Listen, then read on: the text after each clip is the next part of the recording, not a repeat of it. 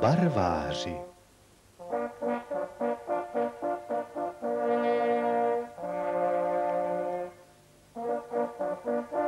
Prastará plemena loveckých psů. Jejich původ můžeme sledovat až do počátků našeho letopočtu, kdy staří Keltové, vášniví lovci, používali k vystupování zvěře k zálehu segusierské psy, těžké vodiče s vynikajícím čichem, předky dnešních barvářů.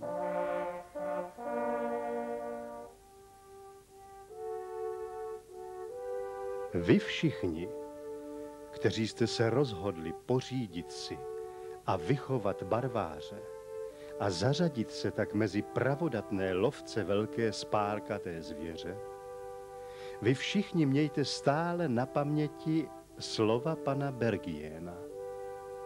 K vedení barváře náleží záliba a ještě jednou záliba.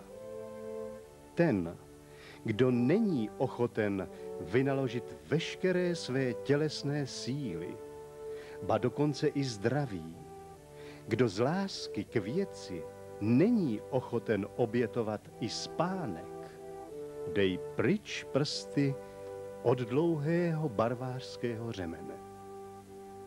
Ten ale, kdo je zaujat náruživostí při sledování postřeleného kusu vysoké, kdo nešetří svých tělesných sil a neobává se o své zdraví a na příkrých svazích nahoru a dolů sleduje neúnavně svého psa, protože dosled považuje za svou povinnost a je nadšen výkonem tohoto nádherného zvířete, koho staré prainstinkty lovecké náruživosti strhávají, když se propracovává s krátkou puškou lesačkou k jelenu stavěnému v houštině, ten, kdo je uchvácen hlasem svého věrného psa jelenáře, zaštěkávajícího zastaveného jelena, jen ten mě následují při vedení tohoto ušlechtilého plemene.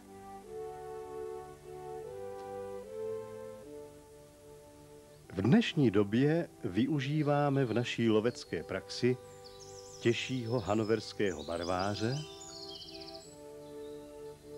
a lehčího bavorského horského barváře, který vznikl křížením hanoverského barváře a štýrské braky. Anglický barvář se v lovecké praxi uplatňuje méně. Všechna tato plemena vynikají zvláště jemným čichem, který dobře vedeným jedincům umožňuje sledovat velmi obtížné, málo pobarvené, deštěm rozmoklé stopy, křížené často stopami zdravé zvěře, v závislosti na objektivních podmínkách až 2 dny staré. Povahou jsou dobráci až flegmatici se zdánlivě línými pohyby, ale jen do okamžiku, kdy jim sundáte obojek a vypustíte je ke štvaní poraněné zvěře. Hanoverský barvář.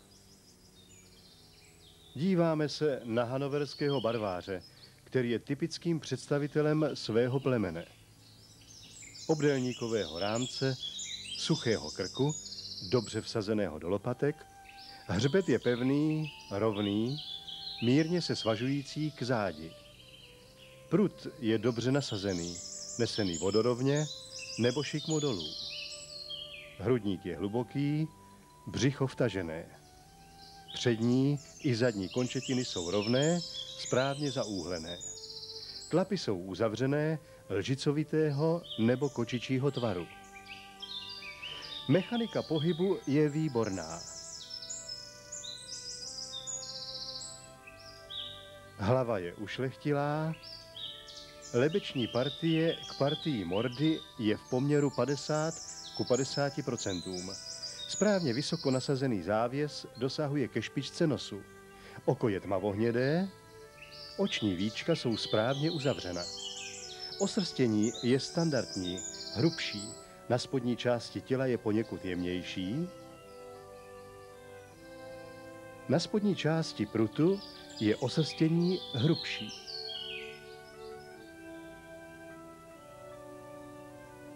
Nůžkový zkus má přednost před zkusem klešťovým. Dospělý pes má 42 zubů, chybějící zuby jsou vadou.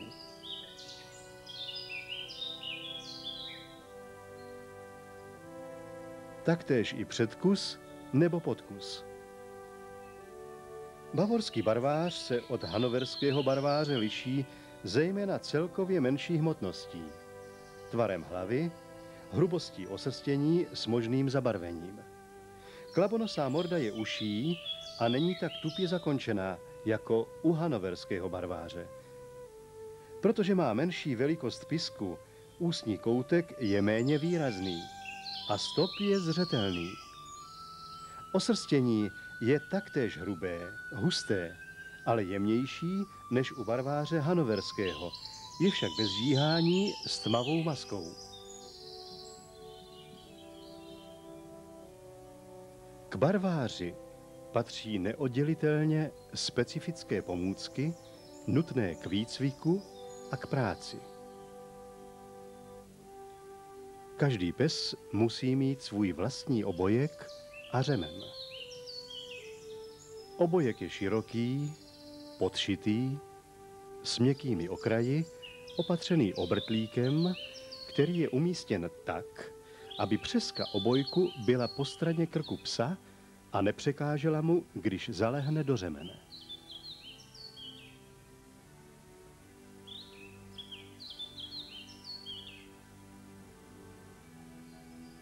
Na obrtlík připínáme přeskou řemen, dlouhý přibližně 8 metrů, zakončený smyčkou. Naučte se řemen správně motat. Začínáme následovně. Délku první smyčky a jejich počet si musí každý vyzkoušet na svém řemenu.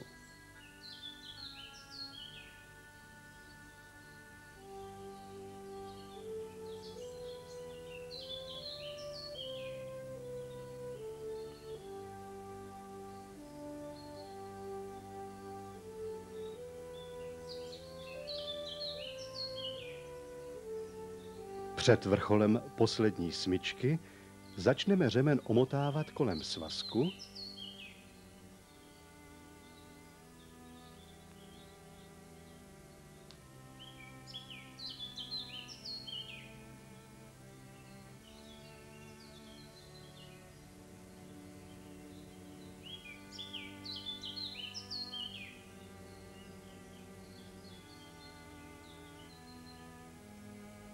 a ještě provléct dlouhou smyčku k zavěšení přes rameno.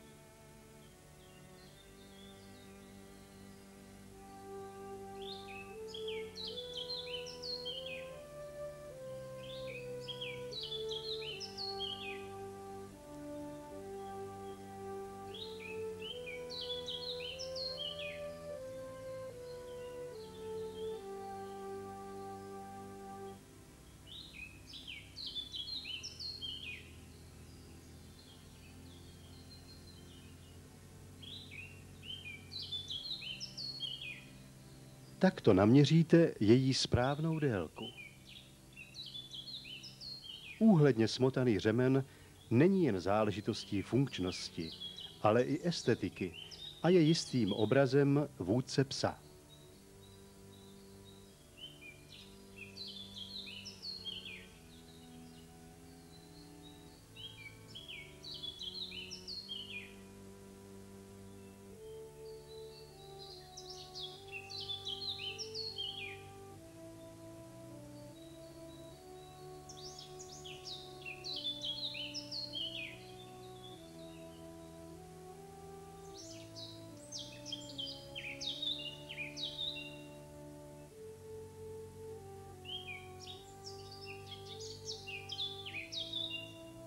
A takhle vypadá výsledek.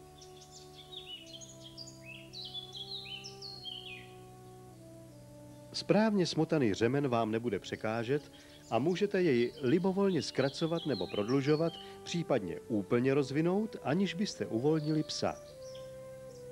S barvářským obojkem však při výchově nevystačíte. Pro štěně si pořiďte lehký obojek, na který si s nás zvykne, s lehkým řemínkem nebo šňůrou.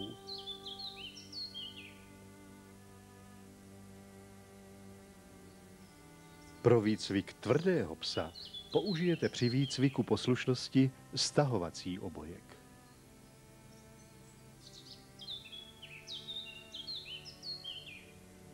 Specifickými pomůckami pro výcvik barváře zakládáním umělých stop jsou dřeváky nebo kolečka, do kterých lze upevnit spárky z vysoké.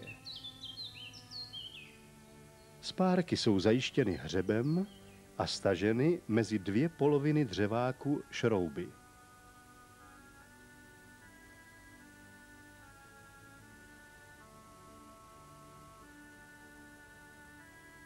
A takhle vypadá kolečko k zakládání umělých stop. Pro praktický dosled si pořiďte pevné oblečení. Účelnost musí převládnout nad módním trendem. I stopa zdánlivě velmi těžce poraněného kusu vás může zavést mnoho kilometrů od nástřelu a vodě se obvykle nevyhýbá. Proto se vždy vypravte s ohledem na tuto skutečnost. Gumové holínky a pevný, ale přitom pohodlný oblek jsou nutností zejména při dosledu černé zvěře, která vyhledává při úniku nejtěžší terény. Velmi vhodná je rybářská čepice.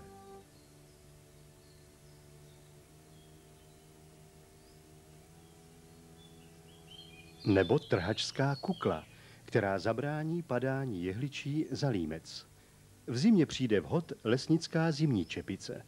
Klobouk je naprosto nevhodný, v houští vám bude stále padat z hlavy. K dosledu patří krátká kulovnice velké ráže. Ústí, zalepené lepící páskou, zabrání ucpání hlavně. V nouzi se dá bez nebezpečí vystřelit bez jejího odstranění. Síťové brýle ochrání oči zejména při snížené viditelnosti v houštinách. Pevné rukavice jsou bezpodmínečně nutné při prodírání maliníkem a ostružiníkem. Nezapomeňte lovecký nůž.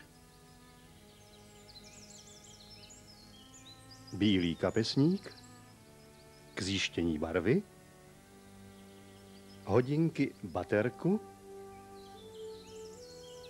zápalky, obvazový balíček, případně tabulku čokolády a peníze alespoň na telefon.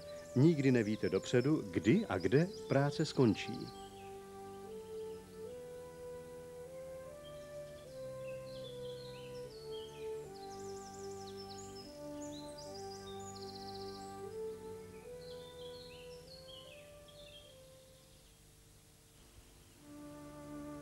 Naučte se rozumět zálomkové řeči a používejte ji. Je to praktické a patří to k starým tradicím naší myslivosti. Úlomkový neboli vlastnický zálomek se pokládá na trup zvěře ležící na pravém boku. U zvěře samčí směřuje k hlavě koncem odlomeným, u zvěře samičí rostlou špičkou. Do svíráku vkládáme zvěři na její poctu a jako díku vzdání poslední hryz. Toto je hlavní zálomek, znamená pozor, je dlouhý jako paže a spodní část je oškrábána nožem. Směrový zálomek nás vybízí, běž tudy.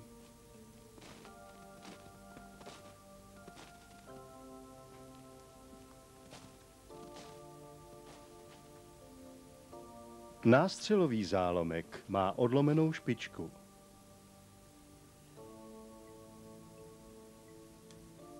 Stopový zálomek značí směr úniku zvěře. Na rozdíl od směrového zálomku není oškrábán, ale zašpičatěn nožem. Tudy odskočila samičí zvěř vlevo. A tudy samčí zvěř. Takto vypadá stopový zálomek, pokud neznáte jistě směr úniku zvěře. Dvě skřížené větvičky vybízí: zde čekej, je to zálomek čekací.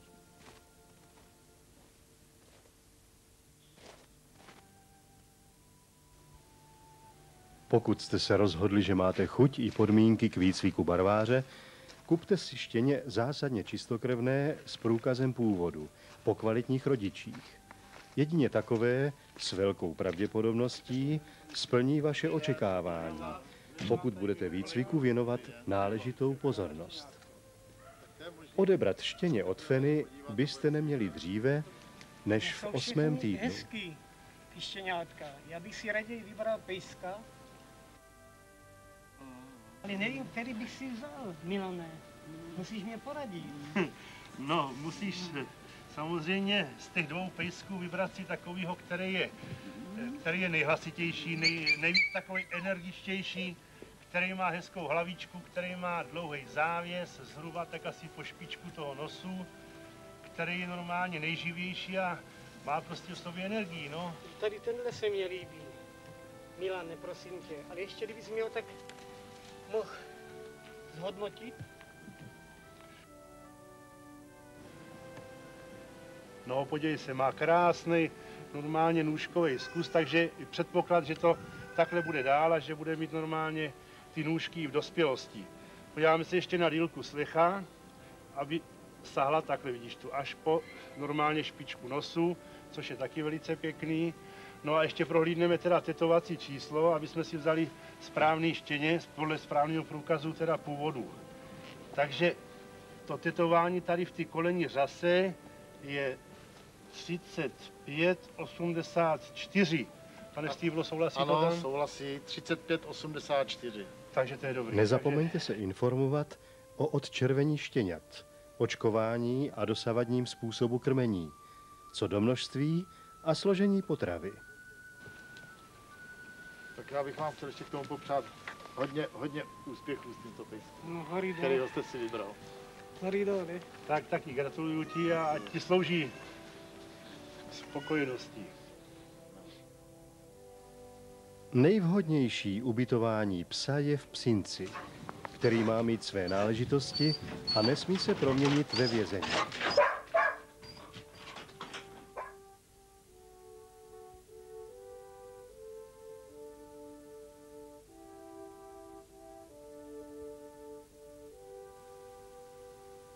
Pokud budete mít štěně zpočátku v bytě, vyhražte mu jeho místo a učte je od začátku čistotě.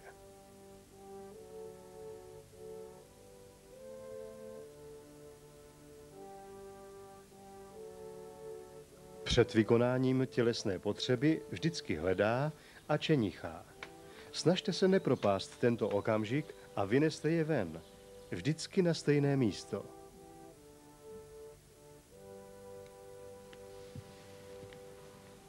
Zvykne si zde vykonávat tělesnou potřebu. Později již žádá o vypuštění kňučením nebo škrábáním na dveře. Je dobře, když můžete se štěňátkem v prvních dnech a týdnech trávit co nejvíce času. Cítí se opuštěné, vytržené ze smečky. Hodně si s ním hrajte. Trošku větší štěně můžete vzít i na delší pochůzku. Pokud však zůstává pozadu, kňučí, vezměte je do batohu, na který si zvykne, odpočine si v něm i za pochodu a nebude vám na obtíž.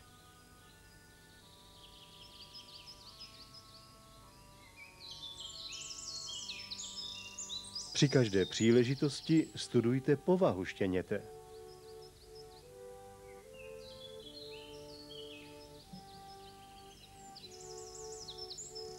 Pokud je citlivé, bázlivé, je nutný zvlášť opatrný postup při výcviku.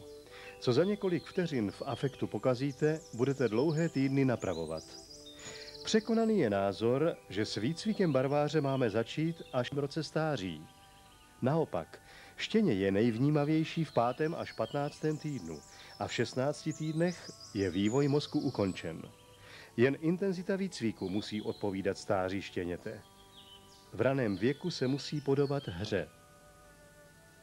Nezapomeňte, že štěně potřebuje 18 až 20 hodin spánku. Dospělý pes asi 16 hodin denně.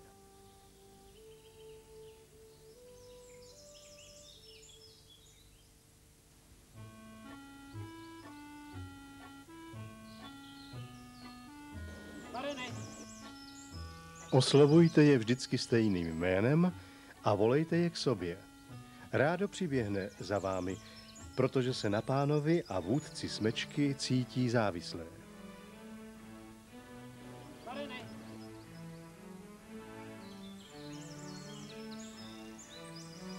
To už je počátek výcviku a dnešní péče se vám do budoucna zúročí.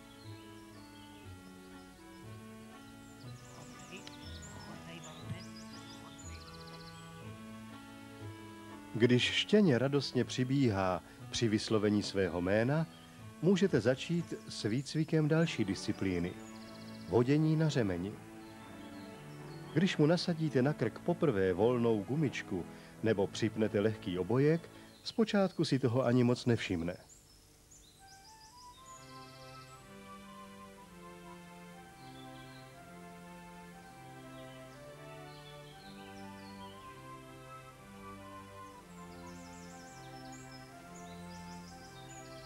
Když mu ale poprvé k obojku připnete řemínek, to se mu moc nelíbí, protože jej omezujete ve svobodě pohybu.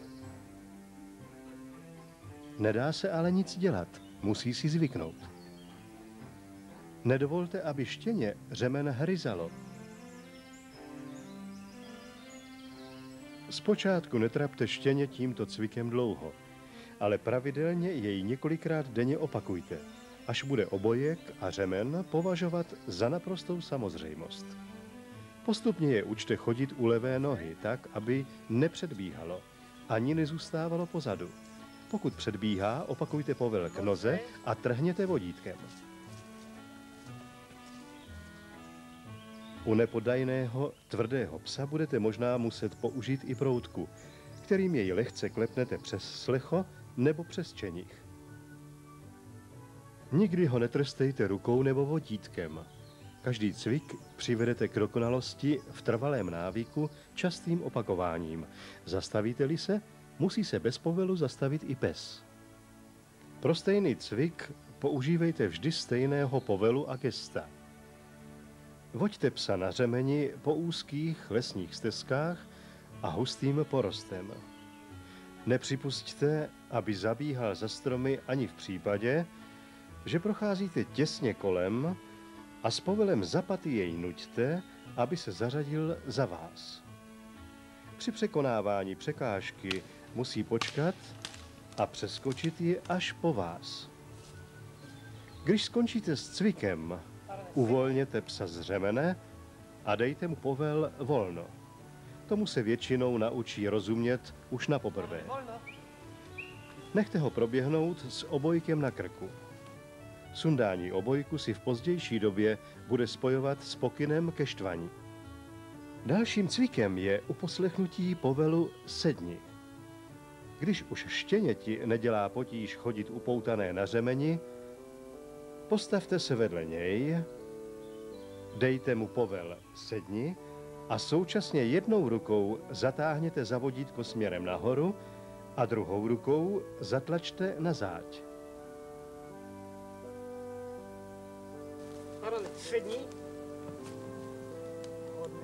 Cvik často opakujte a při každém správném provedení nešetřte chválou, případně pamlskem. Podobným způsobem naučíte štěně uposlechnout na povel lehni. Nejprve jej posaďte a potom s povelem lehni mu přitlačte na kohoutek a za vodítko táhněte tak, abyste jej přinutili zalehnout do správné polohy. A opět platí zásada, že opakování je matka moudrosti. Druhou zásadou je důslednost. Jestliže vyslovíte nějaký povel, musíte vždy psa přimět, aby bezodkladně uposlechl.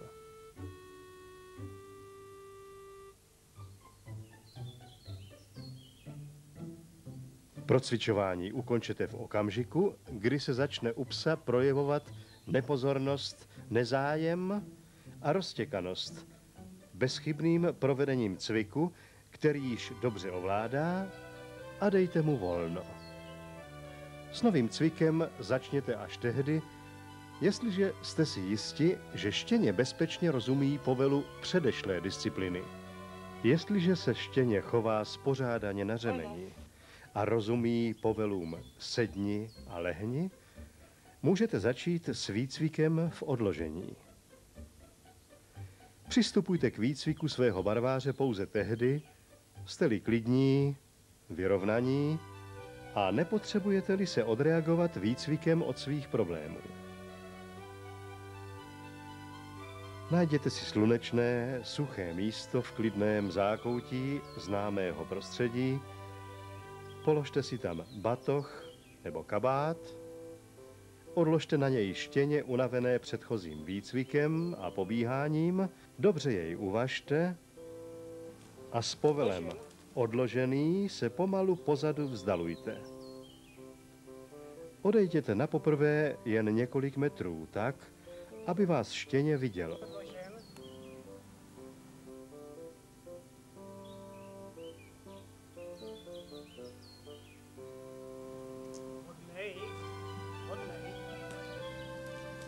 Po krátké chvíli se k němu vraťte a pokud vydrželo klidně ležet, hodně ho pochvalte a odměňte.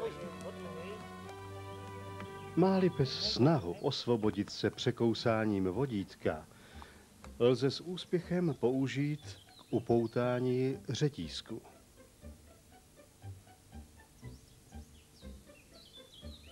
Při častém opakování cviku prodlužujte vzdálenost a dobu vaší nepřítomnosti. Odcházejte mimo dohled psa. Pokud kňučí a projevuje neklid, opakujte povel se zvýšenou intonací hlasu. Také jej z úkrytu může okřiknout pomocník. Odložený.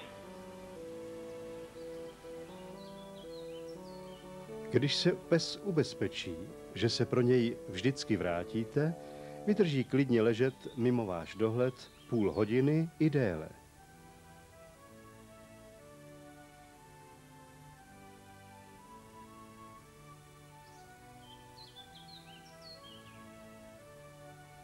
Odložit psa neupoutaného můžete teprve tehdy, když disciplínu perfektně ovládá.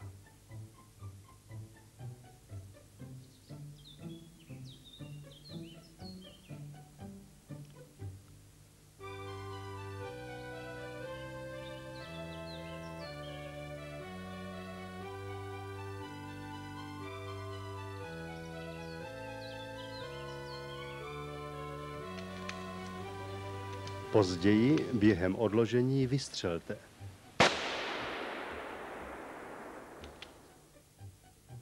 I po výstřelu musí zůstat pes klidný, stejně tak jako v rušivém prostředí.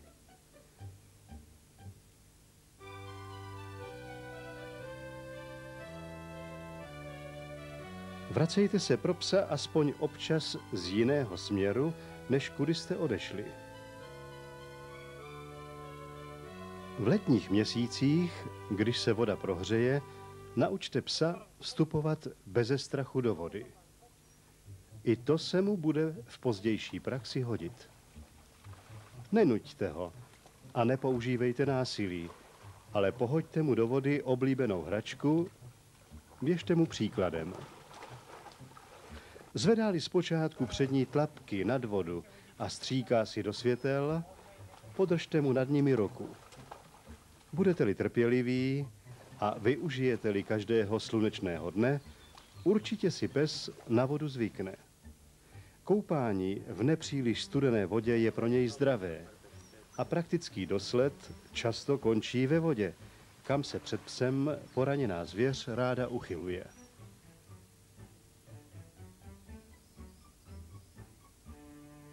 Přibližně do půl roku stáří by měl barvář zvládnout výcvik v poslušnosti tak, aby bezpečně rozuměl všem povelům. Potom disciplíny, o kterých jsme doposud mluvili, jen procvičujeme a upevňujeme. Není jich mnoho, protože oproti jiným plemenům je barvář úzkým specialistou. O to musí být provedení dokonalejší. Nesnažte se s barvářem nahradit jiná psí plemena, třeba ohaře nebo honiče. Jeho dokonalost spočívá právě v úzké specializaci. Když štěně povyroste a začíná být samostatné, to znamená, že se vám neplete jen pod nohama, ale odbíhá na několik desítek metrů, začněte jej učit sledovat stopu pána. Když vás předběhne, odbočte z pěšiny po větru několik metrů a schovejte se. Jakmile zjistí, že jej nenásledujete, vrátí se a začne vás s kňučením hledat. Po chvíli zmateného pobíhání konečně zjistí, že stačí použít nosu, toho vynikajícího orgánu, který mu dala příroda do vínku, a už je u svého pána. Stopu postupně prodlužujte, komplikujte a s pomocí někoho, koho pejsek zná, můžete prodlužovat i dobu od založení stopy po její vypracování.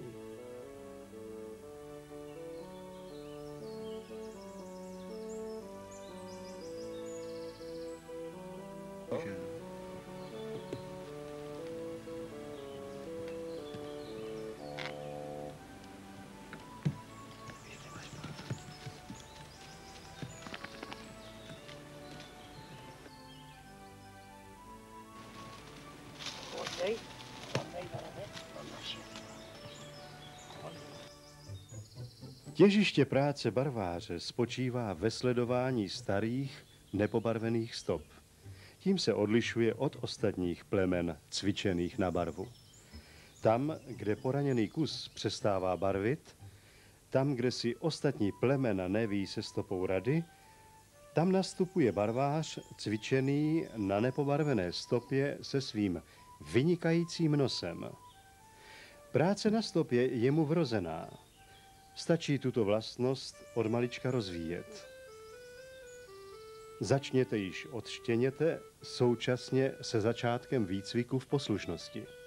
Natáhnete-li 10týdennímu štěňátku několik metrů dlouhou vlečku s kouskem uzeniny, který mu na konci necháte, udiví vás přesností nosové práce na této první stopě.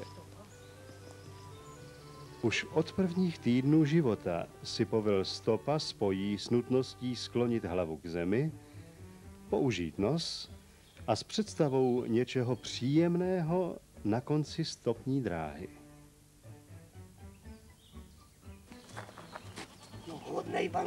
Později můžete stopu založit s jelením spárkem.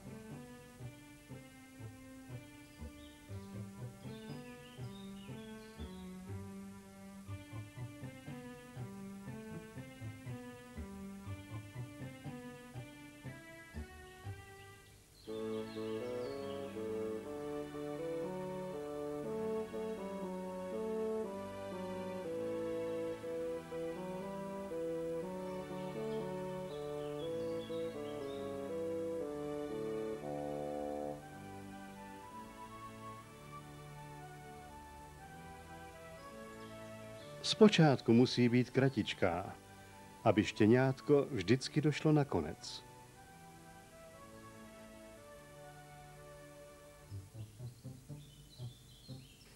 Na stopě nikdy nesmíte psa trestat, ani v pozdějším věku. Ta pro něj musí být vždycky zábavou. Po úspěšném dokončení práce jej moc chvalte a odměňte.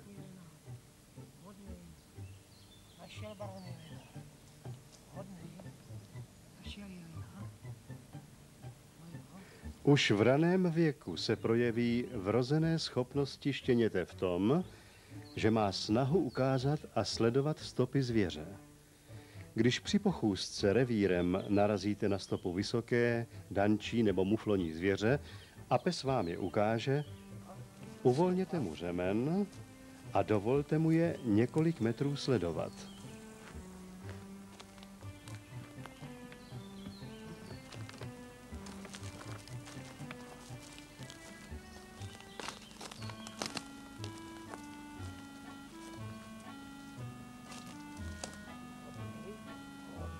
Ze správné stopy psa s pochvalou odneste.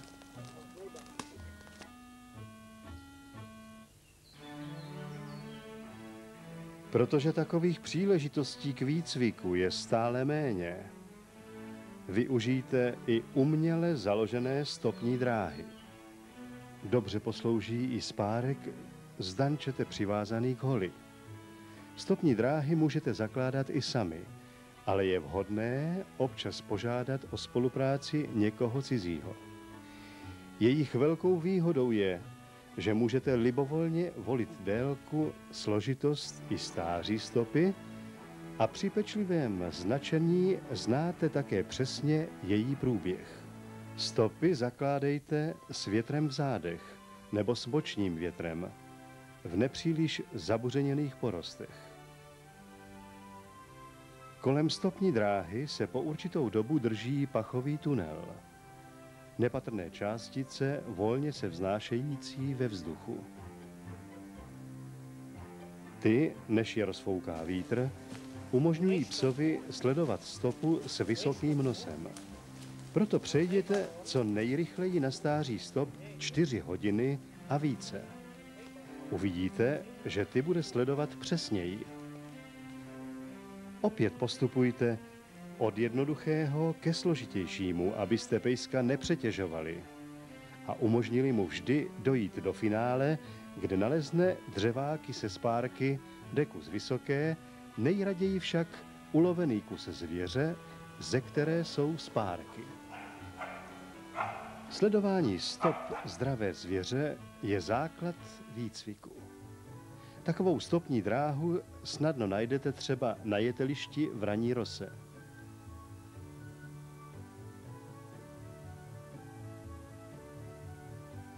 Než se na ně vypravíte se psem, nechejte ji několik hodin zestárnout. Stopy černé a srnčí mu zatím nenechte sledovat, i když vám je ukáže. Jsou příliš lákavé a má na ně dost času.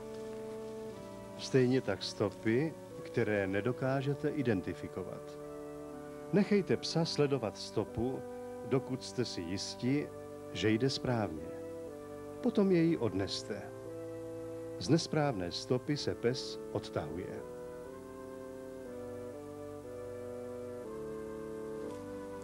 Půlroční štěně, správně vedené, již ví přesně, co se od něj očekává. Uslyší-li povel, stopa.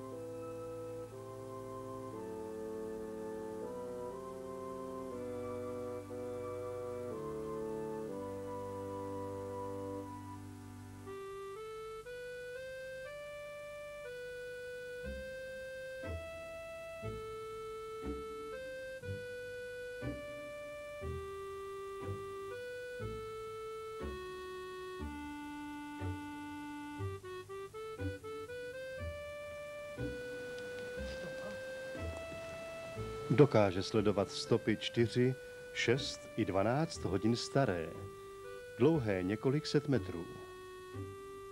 Nevždy však předvede dokonalý výkon. Je ještě hravé, roztěkané. Existují také individuální rozdíly. Rozdílná rychlost vývoje u barváře hanoverského a bavorského. Buďte trpěliví a nelámejte nad pejskem hůl, je-li méně chápavý a výcvik nepokračuje tak rychle, jak si představujete. Respektujte jeho náladu. Dopřejte mu vedle práce i dostatek volnosti.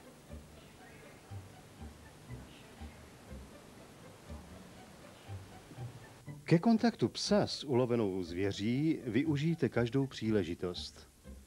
Chování psa u ulovené zvěře je většinou kámenem úrazu na předběžných zkouškách. Počáteční projev nedůvěry brzy vystřídá hrdinský útok. Dopřejte mu, ať si se zvěří zatřepe. Závadou není vytržení srsti nebo lízání barvy. Kdyby ale projevil snahu trhat zvěřinu, musíte mu v tom okamžitě zabránit.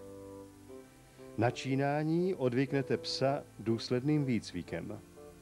U zvěřiny nesmí zůstat bez dozoru. Některého zvláště ostrého a tvrdohlavého načínače můžete odnaučit tomuto zlozvyku pomocí střídavého napětí z induktoru spolního telefonu. Tuto metodu rozhodně nezkoušejte na mladém nebo měkkém psu. Aby se dostavil účinek, musí kus zvěře ležet ve vlhkém prostředí.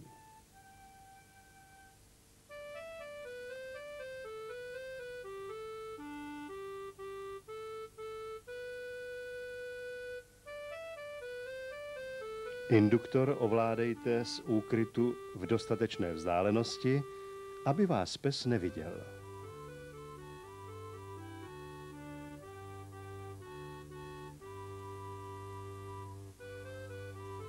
Někdy psa z tohoto zlozvyku vyléčí už první rána elektrickým proudem.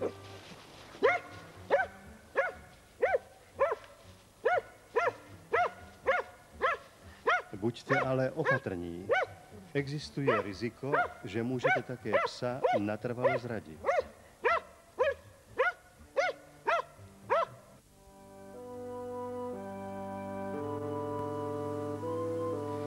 Projeví-li se u štěněte volnost hlasu, máte velké štěstí a snažte se tuto vlastnost rozvíjet. Baroni, hlas. Hlas. Nej, hlas.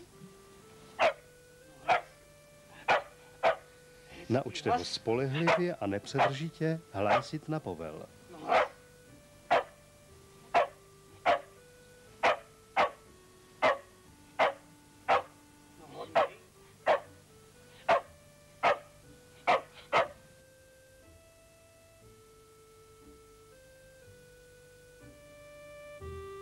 Hezký hlásí hlas.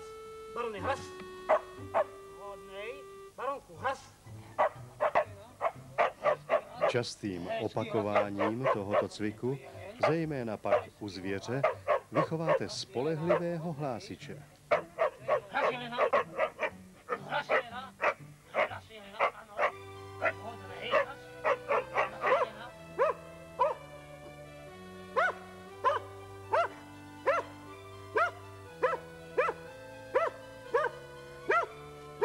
Takhle se chová mladý hlásič u dančete.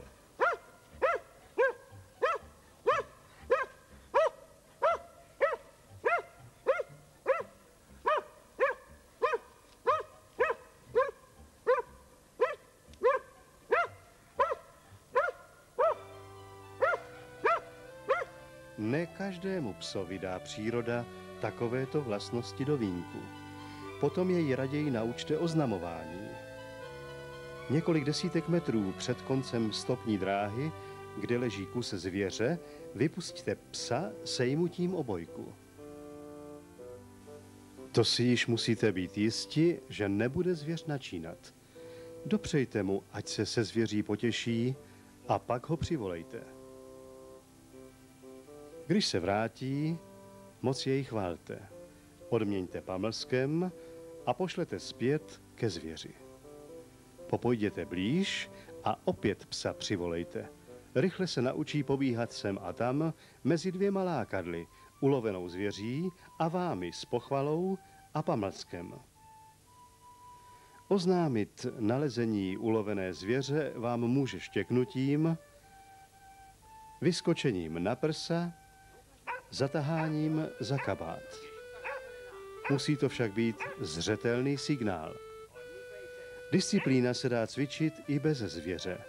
Na konci stopní dráhy stačí dřeváky a deka.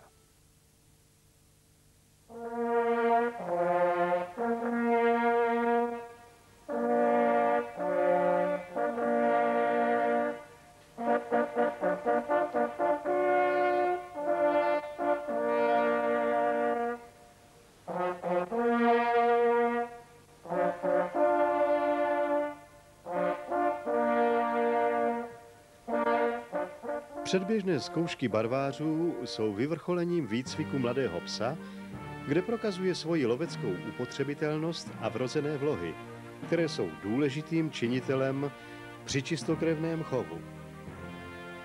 Pes musí být starý minimálně 12 měsíců.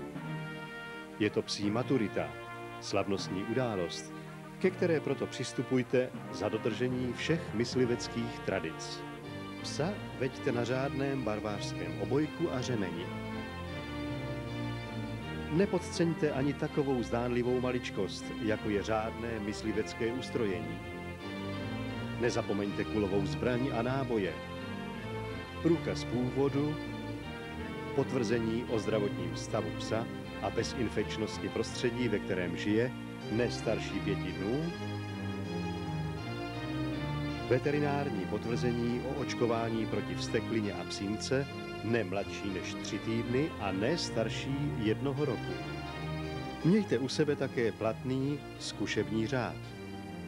Na zkoušky se dostavte včas, nejlépe den předem, v zájmu adaptace psa na cizí prostředí.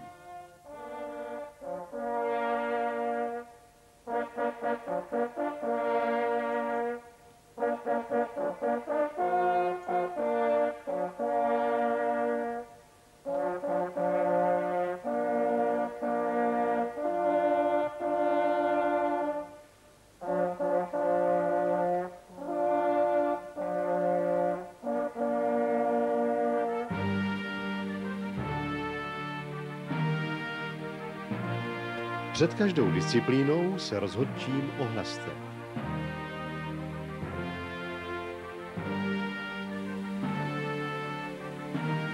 Povedu na volno neupoutaného na řemeň. Vodění psa na řemeni nebo volně při noze je obvykle první zkoušenou disciplínou. Na pokyn rozhodčího nechte psa proběhnout. Odepněte mu řemen a s obojkem na krku mu dejte povel volno. Rozhodčí mu obvykle dopřeje dost času, aby se proběhl a vykonal tělesnou potřebu. Potom vám dá pokyn k přivolání. Povel musí být důrazný, ale nepříliš hlučný. Pes by měl okamžitě a ochotně přiběhnout, nechat se připoutat, případně se neupoutaný zařadit k levé noze vůdce.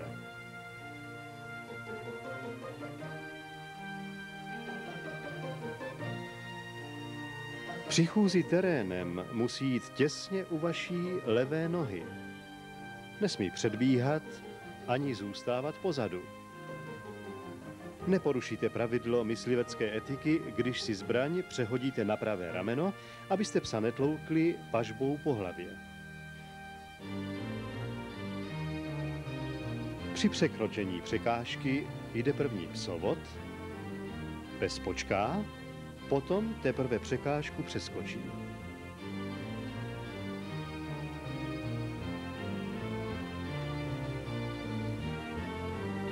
Při míjení stromu nebo při chůzi po úzké stezce se zařadí za paty.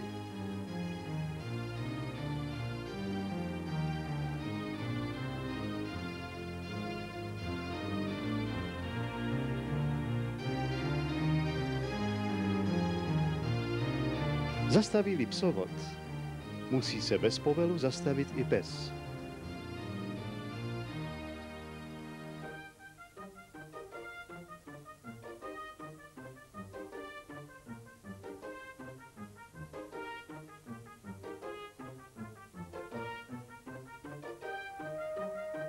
Vodíte-li psa upoutaného, musí být řemen volný. Nesnažte se psa popotahovat. Rozhodčí si toho jistě všimne. Na zkouškách si zvolíte jednu z těchto 2 variant, hodnocených rozdílným koeficientem. Druhou zkoušenou disciplínou je odložení. Psa můžete odložit upoutaného na řemeni nebo volně, s řemenem připnutým k obojku a položeným volně vedle psa, což je stejně jako u disciplíny vodění psa oceněno různým koeficientem pro výpočet bodového hodnocení. Upoutání psa není žádnou ostudou.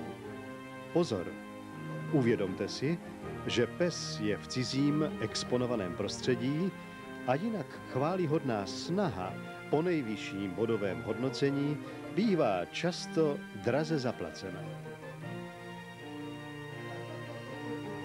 Psovi můžete na vykázaném místě zanechat batoh, kabát nebo podobný předmět, na který je zvyklý. Během zkoušky, která trvá nejmíň 20 minut po vzdálení mimo dohled, se pes musí chovat tiše, nesmí napínat řemen a musí být klidný. Může se zvednout a zaujmout pohodlnější polohu na místě. Po 15 minutách na pokyn rozhodčího vystřelíte. Ani potom nesmí pes projevovat neklid.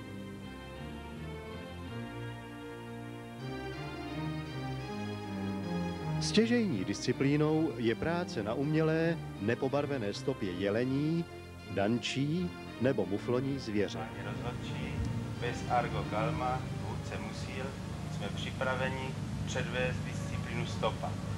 Pes bude pracovat jako oznamovač a nalezení kusu mě oznámí tím způsobem, že přiběhne ke mně, zaštěká a bude se vracet ke kusu, počkávat na mě a sem tam zahlásí. Děkujeme.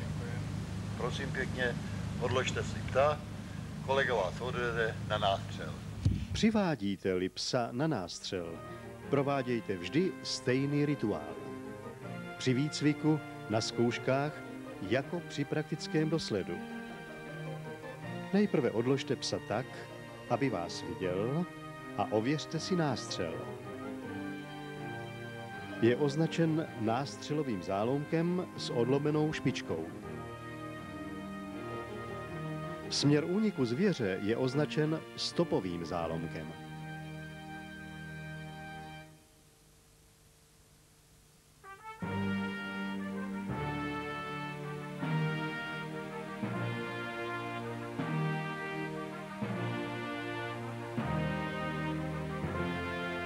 Nyní rozmotejte řemen a přiveďte psa na stopu.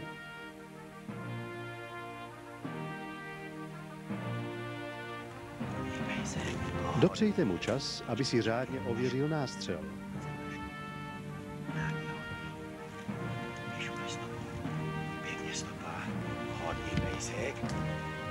Když vyrazí po stopě, uvolněte mu řemen v celé délce a nechte ho do něj zalehnout.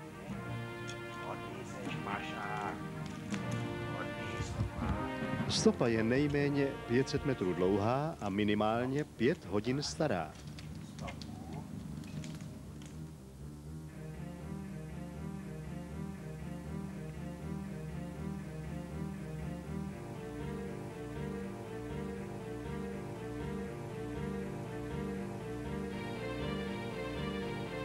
Takhle vypadá soustředěná práce barváře na stopě.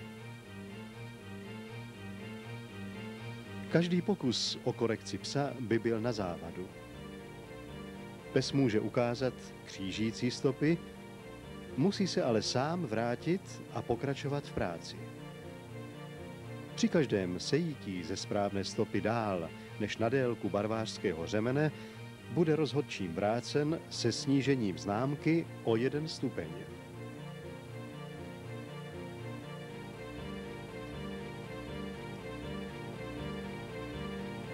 Na stopní dráze jsou 2 pravoúhlé lomy.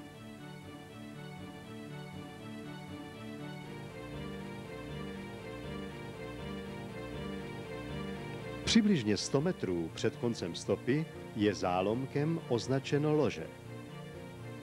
Odtud pak na pokyn rozhodčího vypustíte psa sejmutím obojku. Čekej.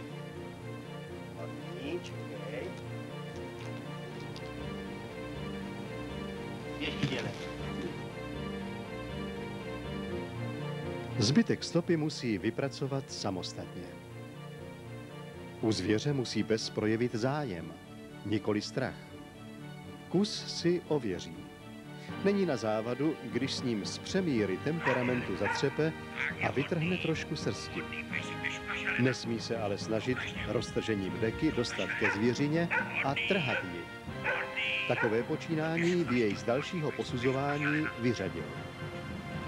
A nyní vám dobře připravený pes musí ukázat cestu k ulovenému kusu zvěře. Pokud se zdráháte jej následovat, opět vás pobízím. Do 10 minut musí pes začít u kusu hlásit nebo jej přijít oznámit vůdci předem ohlášeným způsobem. Takhle ku příkladu by mělo vypadat správné oznámení.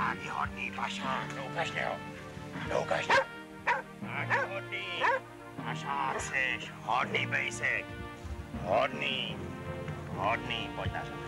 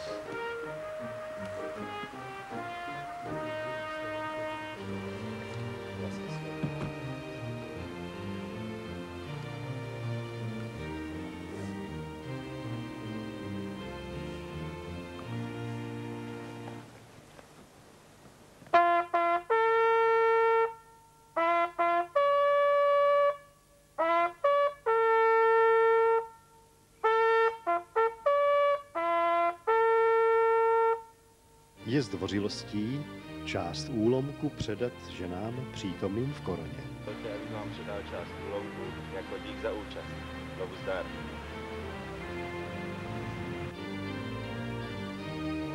Pokud oznámíte rozhodčím při zahájení zkoušek, že váš barvář bude pracovat jako hlásič, uvědomte si, že musí u kusu od vypuštění do 10 minut začít hlásit a v hlášení musí setrvat nejméně 5 minut, na známku 4 pak minimálně 15 minut.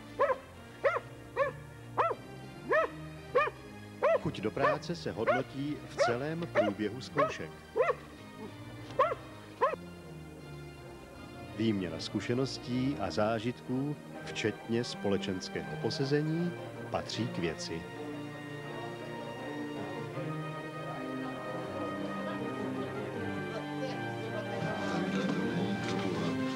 Absolvování předběžných barvářských zkoušek kvalifikuje psa jako lovecky upotřebitelného na dosled jelení, dančí a mufloní zvěře.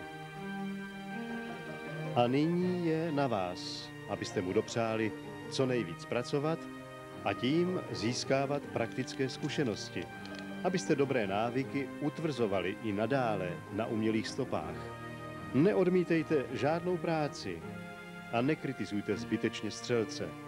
Tím získáte důvěru myslivců v širokém okolí a pro psa možnost co nejvíce pracovat.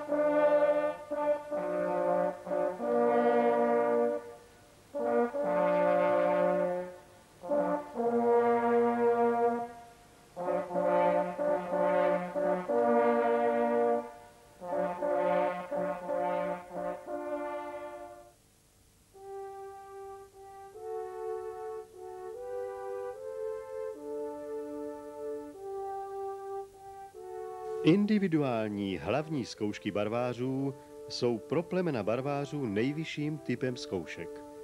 Mohou je vykonat psi a feny kteří absolvovali předběžné barvářské zkoušky alespoň ve druhé ceně a získávají kvalifikaci na dosled všech druhů spárkaté zvěře. Jsou ověřením vysoké výkonnosti a jejich absolvování minimálně ve druhé ceně je podmínkou chovnosti psa. Vykonávají se při praktickém dosledu jelení, dančí, mufloní nebo černé zvěře. Když pes získá praktické zkušenosti, přihlásíte ho do 31.10. předešlého roku na standardním tiskopise pro přihlášky ke zkouškám na okresní myslivecký spolek. Zajistěte si postřelový list, zjistěte si kontakt na nejbližšího rozhodčího a nyní můžete jen čekat na vhodnou příležitost. Ta, jak se zdá, právě přichází. Dobrý večer. Nazdar, Jirko, ty návštěva, co nám neseš? Zdravím tě, Františku, doufám, že jsi ve formě ty, Argo, mám pro vás práci. No výborně, pojď dál. Díky.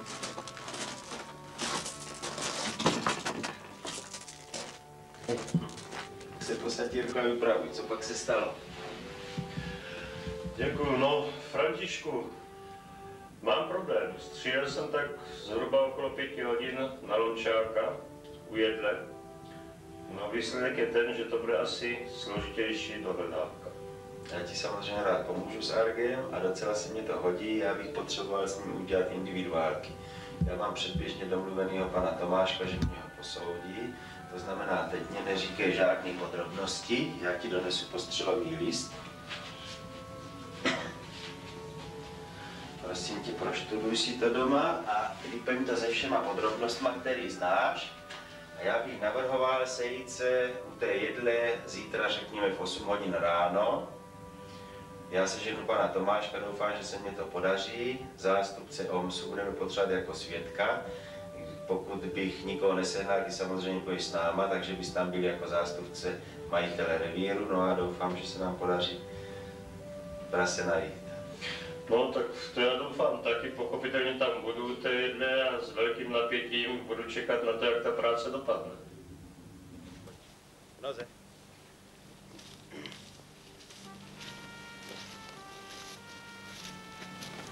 Nazdar, Jirko.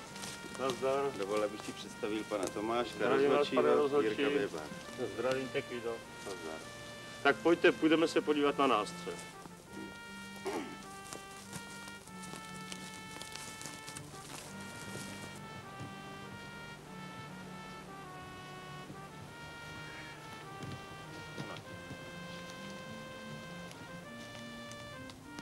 Takže, pánové, tady je nástřel, je označený postřelovým zálomkem. Pane rozhodčí, zde je postřelový list. Děkuji. Pane rozhodčí, hlásím, že jsem připraven předvést psa Argo Kalma na individuální hlavní zkoušku. Pane Musil, odložte psa, běžte ověřit nástřel.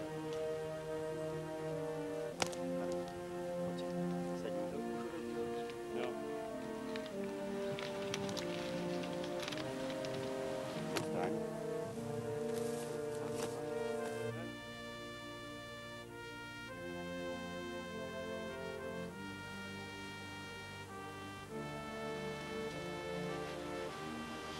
No, tak vidím tady nějakou barvu, stříž tady žádná není vidět, ale barva tady je nějaká špinavá.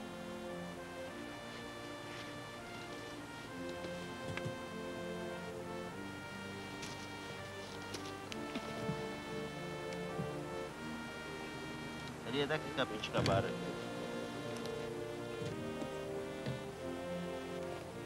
Tady to pokračuje do té mlazinky. Tady je kapička barvy na tom maliní. No, pane rozhodčí, já bych to typoval na ranu na měko, protože ta barva se mně zdá být špinavá. Já vám přečtu postřelový list. Dobře.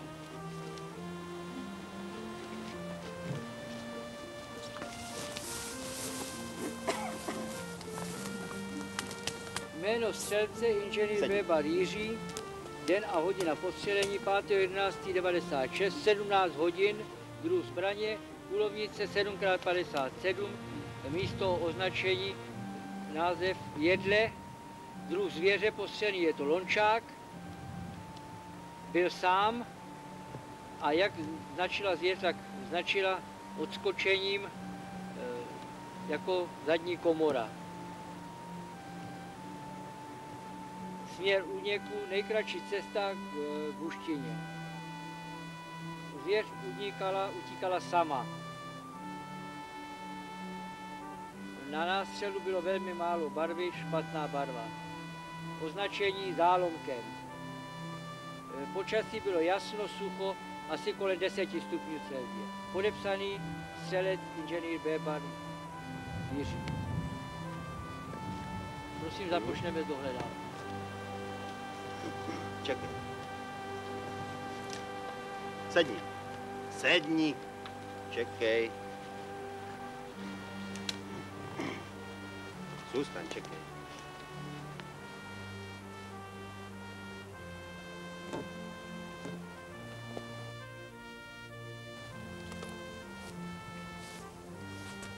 Pejsek. Pojď sem, čekaj. Pojď.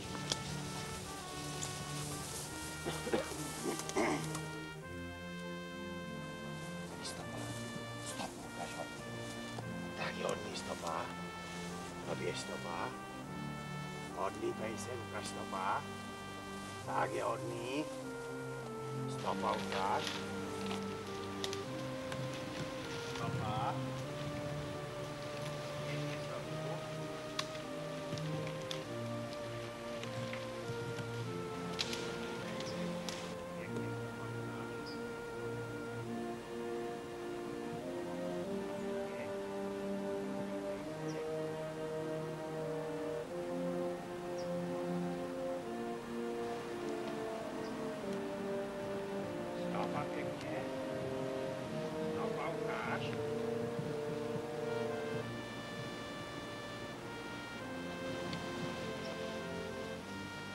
Barva je tady.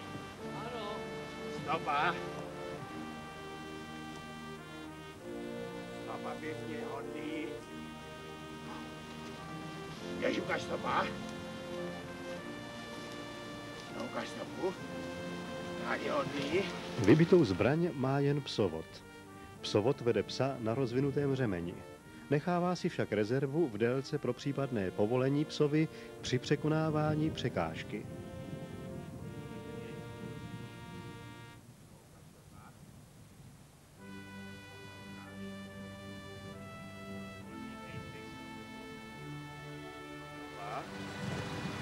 Pěkně stopa, hodný pejsek. Stopa ukáž. Stopu. Stopa, hodný. Stopa pěkně, hodný pejsek. Stopa.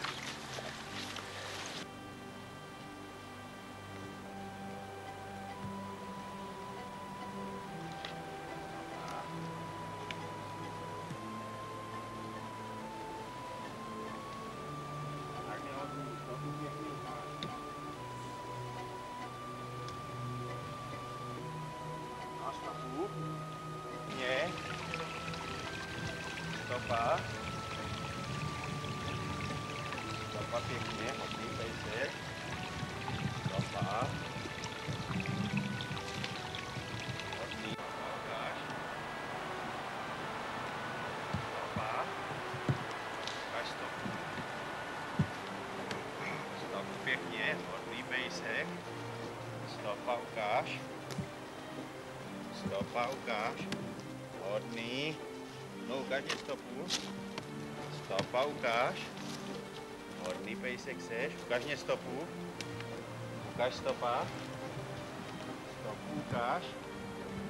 Moje rozhodčí, tady bude nějaká vrati stopa. Hodný. Pomalu stopu. Hodný pejsek. Označení stopní dráhy zálomky vám usnadní orientaci při eventuálním ověření její správnosti nebo ztrátě stopy.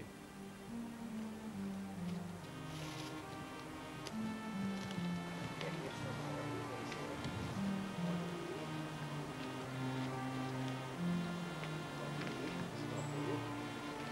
rozhodčí, já už dlouho nevidím barvu. Ale co bude, zastavte a vrátíme se na poslední barvu.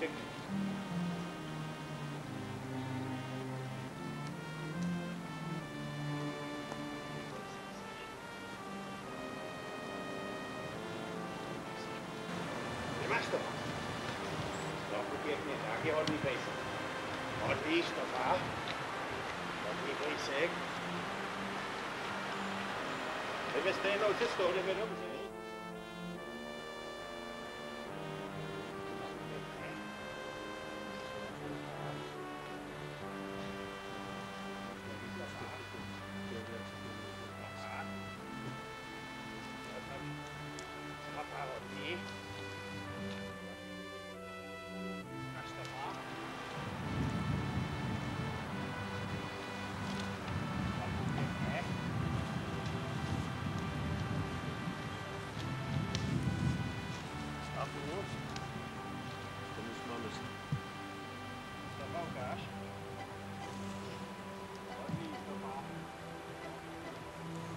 Běž stopa. Kde máš stopa? No stopu pěkně.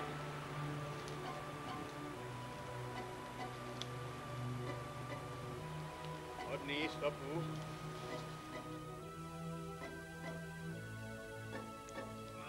Setkání se zdravou zvěří není nic neobvyklého.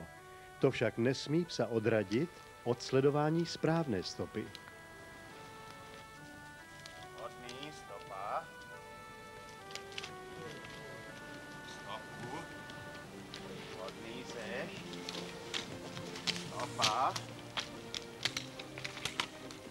Všimnete-li si, že se před vámi zvedla zvěř, oznamte tento fakt rozhodčímu a pokračujte podle jeho pokynů.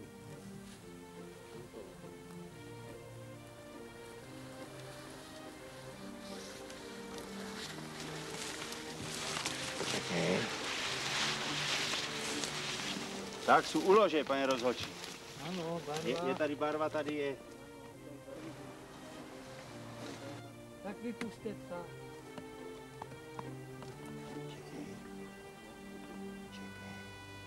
Ještě dělá.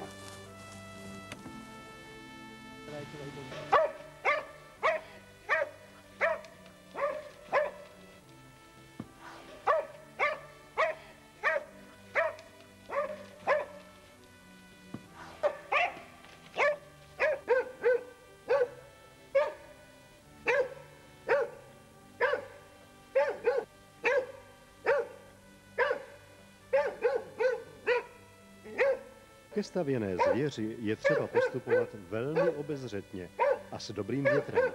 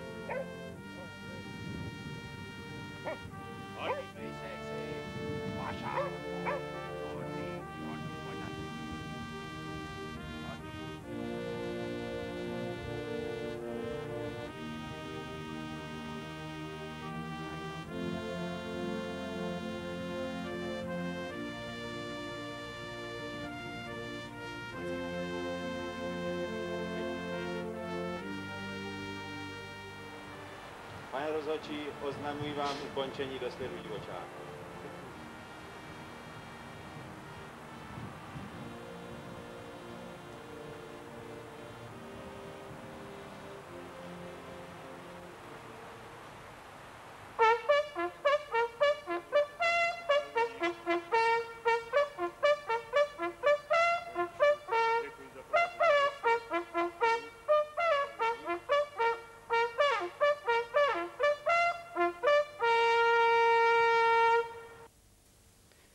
Celostátní soutěž barvářů o putovní cenu Českomoravské myslivecké jednoty Mosty u Jablunkova v Beskydech. Podzim roku 1996 nás přivítal skutečně psím počasím. Soutěž se tentokrát odehrávala výhradně v hanoverské režii. Nominováni byli totiž výhradně hanoverští barváři. Los číslo 3 si vylosoval pan Klement Aleš se psem Lineker z Javornického. Psi i jejich vůdci ještě plní očekávání věcí příštích. Vylosoval pan Hendrik Petr se psem Egar Klacko. Los číslo 5 si vylosoval pan Jemelka Břetislav se svojí fenou Astou z Májku. Los číslo 6 vylosoval pan Kasala František se svojí fenou Luckou. Ten, kdo toto neprožil, se připravil o hodně a ani neví. Aktéři oficiálního zahájení. Myslím, že myslivost, Představování rozhodčích, kteří budou v následujících 2 dnech posuzovat. než myslivost, která je prováděna pouze rekreačně. Celostátní soutěž barvářů o putovní cenu Českomoravské myslivecké jednoty se sestává z 5 disciplín. V prvé řadě se jedná o dosled na řemeni nebo volně. Za druhé šoulačku s odložením. Za třetí zkoušku vodiče, oznamovače nebo hlásiče. Hodnoceno samostatně je chování u kusu. Průběžně je pak posuzována chuť do práce. Korona plná zájmu. Den první, disciplína dosled na řemeni nebo na volno. Provádí se na umělé stopě, staré minimálně 12 hodin, nejméně 1500 kroků dlouhé. Pes číslo 1, půdce pan Varvařovský starší. V tuto chvíli ještě nikdo netušil, že v průběhu soutěže bude pan Varvařovský těžce zdravotně indisponován a následně zemře. A tak jeden z nestorů vůdců barvářů našeho klubu se mezi nás již nikdy nevrátí.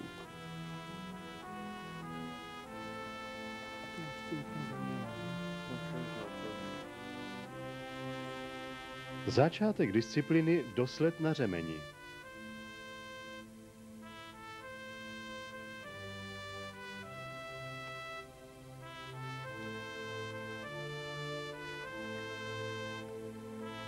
Tento začátek byl dosti rozpačitý.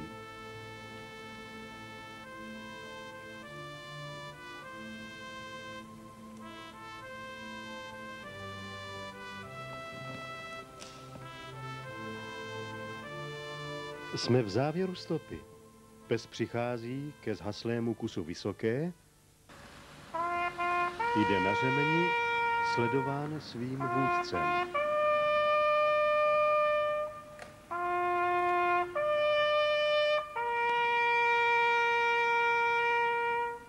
Zdánlivě pomalá, velmi soustředěná práce hanoverského barváře je právě pro toto plemeno typická.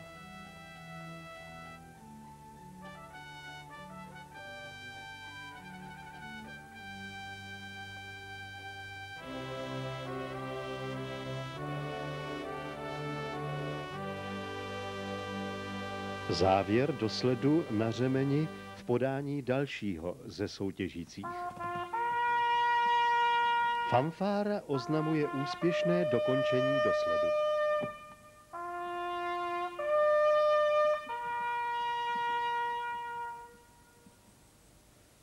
Rozhodčí přednášejí svá hodnocení. Pes byl nasazen 11:20, práce ukončená ve 12 hodin. Hodnocení poslouchá napjatě pes i jeho psovod. Proto je hodnocen známkou 3. Tentokrát vyznělo vesměs kladně.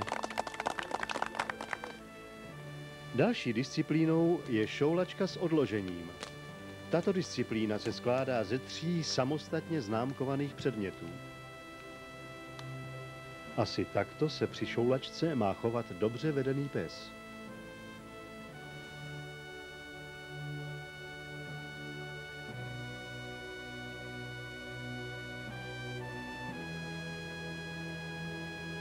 Pes je odložen, trpělivě očekává příchod svého pána,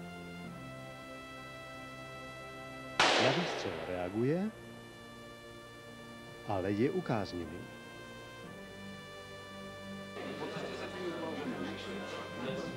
Večerní posezení mezi prvním a druhým dnem soutěže je plné diskusí a nervozity.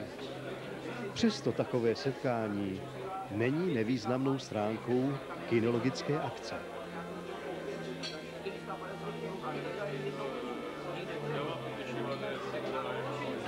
Den druhý. Počasí se zlepšilo, napětí se zvyšuje.